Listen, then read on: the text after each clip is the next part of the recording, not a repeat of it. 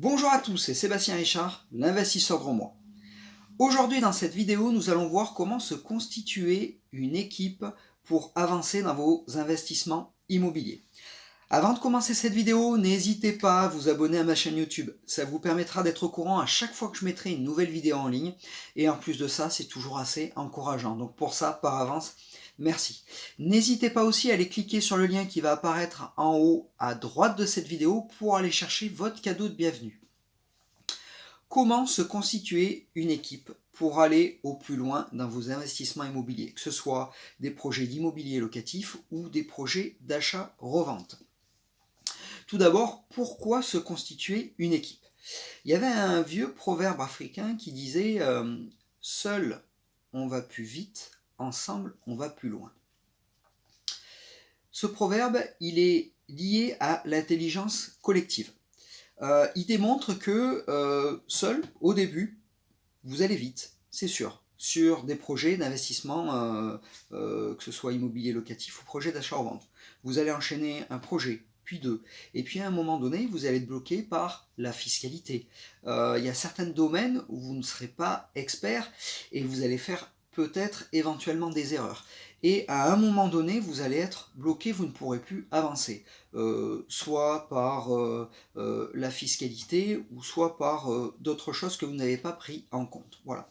L'équipe, ça va vous permettre, l'équipe constituée, ça va vous permettre justement de pallier des erreurs, d'adapter la fiscalité, d'adapter pas mal de choses, d'avoir des conseils de personnes experts dans leur domaine pour vous permettre d'aller plus loin et surtout d'optimiser toutes les étapes de votre ou de vos investissements immobiliers.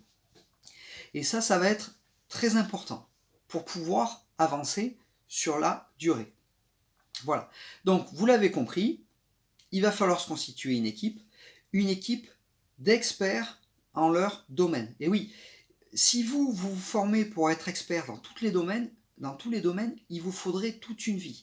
C'est pas ça le but. Vous, le but, c'est de maîtriser la partie mise en place investissement, la mécanisme, et d'être conseillé par toutes ces personnes et vous de prendre des décisions en fonction des conseils que vous aurez eus d'experts et de conseillers spécialisés dans leur domaine. Qu'est-ce que nous allons retrouver dans cette équipe, justement, pour pouvoir avancer dans les projets investissement immobilier? Vous allez avoir le notaire. Il est là pour représenter vos droits quand vous achetez et quand vous vendez un bien immobilier. J'insiste sur le fait que le notaire est important quand vous achetez un bien. Voilà. C'est toujours important d'avoir son notaire, quoi que vous fassiez. Voilà. Même quand vous achetez un bien.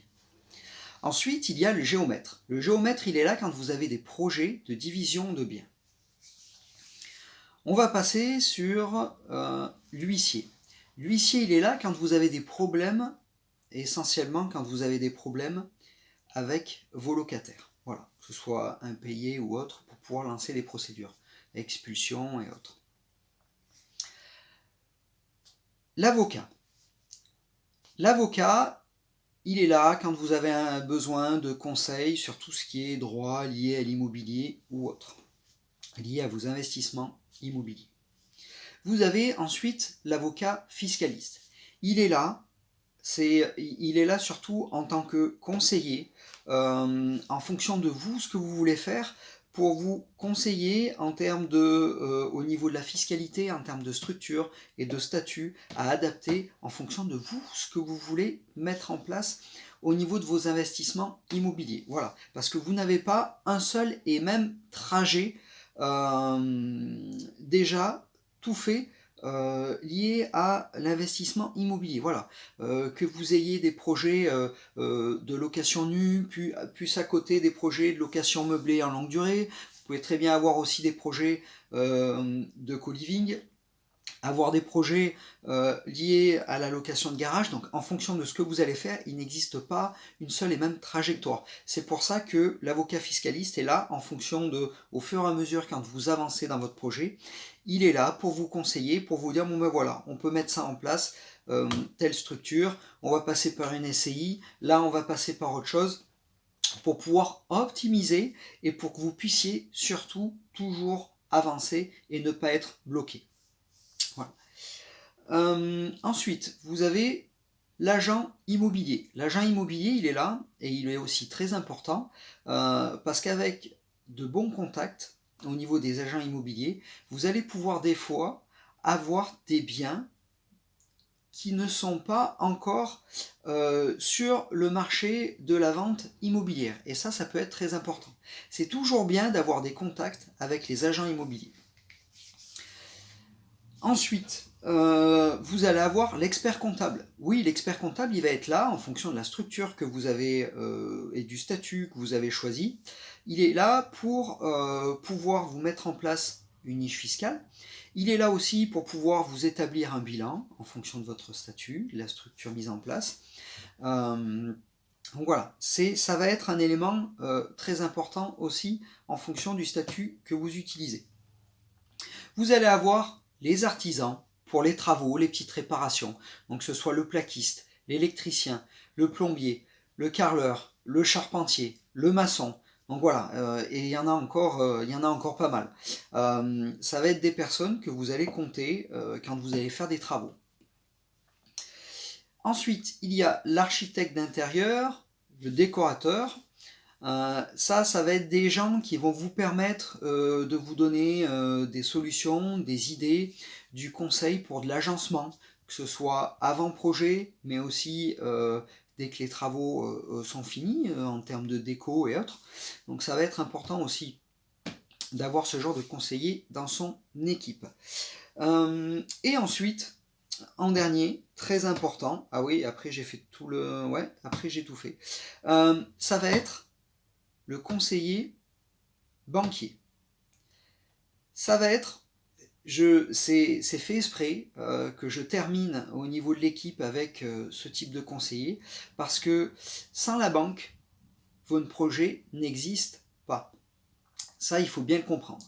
Ça va être important et essentiel d'avoir ce conseiller bancaire dans votre équipe. Voilà. C'est aussi un partenaire, mais c'est un conseiller. C'est une personne où vous allez poser des questions et il va aussi éventuellement vous conseiller en début, en fonction du type d'investissement et de ce que vous allez avoir, vous, le droit, et de ce qui va être aussi lié en termes d'autorisation, en termes d'acceptation, lié à votre agence, lié à votre conseiller bancaire. Donc ça va être très important. Alors bien sûr, voilà, là on a un global de ce que vous pouvez trouver en termes d'experts, de conseillers à l'intérieur de votre équipe. Cette équipe, vous allez l'adapter bien sûr en fonction du type de projet que vous voulez faire dans l'immobilier. Si c'est de l'achat-revente, si c'est de l'immobilier locatif, si c'est les deux, en fonction aussi surtout si vous cherchez surtout à avoir du patrimoine. Donc ça, c'est un ensemble d'experts et de conseillers que vous allez adapter en fonction de vos projets pour avancer le plus loin possible. Voilà. Comment trouver ces personnes? Il y en a certains, ça va pas être compliqué. Je pense aux notaires, je pense aux avocats, tout ce qui est huissier. Ça, c'est des choses, généralement, on a toujours, pour la plupart, peut-être pas huissier, mais au niveau du notaire, il y a toujours un notaire de famille, pareil pour l'avocat, donc ça va pas être compliqué. Après, il va falloir voir avec des proches, il va falloir échanger aussi avec des personnes qui ont les mêmes projets que vous, dans les mêmes secteurs, de voir après les contacts qu'il peut vous donner. Après, c'est toujours bien aussi de faire un point au début, quand vous commencez votre projet, sur tout premier projet, de sonder avec des artisans, avec d'autres types d'experts, et de voir, en leur faisant faire des petites tâches, de voir si si vous pouvez compter avec eux, si vous pouvez, excusez-moi, compter sur eux, en fonction du rapport qualité-prix, en fonction de s'ils respectent les délais, en fonction de la qualité de travail qu'ils ont réalisé, voilà. Donc il y a toutes ces choses qui vont se mettre qui vont être essentielles au choix des personnes que vous allez choisir pour mettre dans votre équipe. Voilà, les artisans, hein, dès que vous en avez un qui travaille bien, après, il ne faut pas hésiter à leur dire, bon ben voilà, moi, mon projet, c'est ça, je compte pas rester là, donc si ça passe bien, si ça se passe bien, je compte après vous reprendre sur pas mal de choses. Par contre, est-ce que vous pouvez aussi me donner des contacts sur d'autres corps de métier, des artisans d'autres corps de métier, des personnes qui travaillent comme vous, avec un petit peu le même rapport qualité-prix et tout ça, qui respectent les délais. Et puis voilà, et puis c'est en parlant que vous allez trouver des contacts pour constituer votre équipe. Donc c'est pour ça que le premier projet est très important aussi pour pouvoir constituer cette équipe. Commencez à avoir des contacts. Je ne vous dis pas consulter directement, mais avoir déjà des contacts de telle façon que quand vous allez avoir un besoin, eh ben, il y a une certaine réactivité. Vous allez dire, bon ben voilà, j'appelle ce contact, vite, on prend rendez-vous, voilà, qu'est-ce qu'on peut faire? Il ne faut pas être bloqué sur quelque chose, sur un problème. Euh, c'est pour ça qu'il faut se constituer une équipe de conseillers et d'experts dans leur domaine. Voilà. Voilà ce que je pouvais vous dire au niveau de cette équipe. Un petit exemple, hein, je vous prends un petit plombier qui commence, il a son idée en tête justement de grandir, de grossir, et puis de mettre plusieurs structures, agences, succursales en place. La première année, il va être seul. C'est lui qui va mettre les mains dans le cambouis, c'est lui qui va faire les travaux. Et puis 10 ans après, on voit que cette personne a trouvé une secrétaire, a un comptable, a des chargés d'affaires, a justement des employés qui font le travail déjà sur place chez les clients et des structures de 10, 15, 20 personnes. Et pourquoi? Parce que ces personnes, ils vont avoir constitué une équipe. Avec un comptable, avec des notaires, avec un avocat fiscaliste.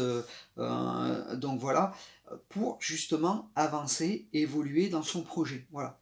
Vous ne pouvez pas tout faire. À un moment donné, au début, oui, c'est sûr, il faut connaître un petit peu tous les corps de métier. Il faut connaître toutes les étapes pour mettre en place votre projet. Mais ensuite, après, ce qu'il faut faire, il faut laisser la main à des conseillers et des experts pour pouvoir prendre les bonnes décisions, pour que après vous puissiez prendre, vous, les bonnes décisions. Et c'est ça qui est le plus important.